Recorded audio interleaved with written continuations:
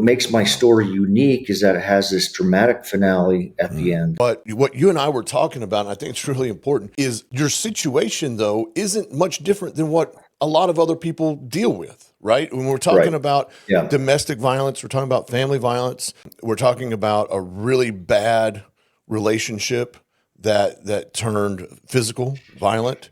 And that's not unique. When we're talking about what makes my story unique is because it turned into domestic violence, where a female on male domestic violence. I think when most people think of males going through domestic violence, they think of, same-sex partner. Right. So, when it's female on male domestic violence, it's rare to rise to that occasion. But if you look at the years that led up to that, there's a lot of, I like to consider it domestic abuse. I like to talk about it in domestic abuse because I think that's, in a lot of ways, that was more traumatic for me. What makes my story unique is that it has this dramatic finale at the end. But I think thousands upon thousands of men and women go through the kind of domestic abuse that led up to that attack.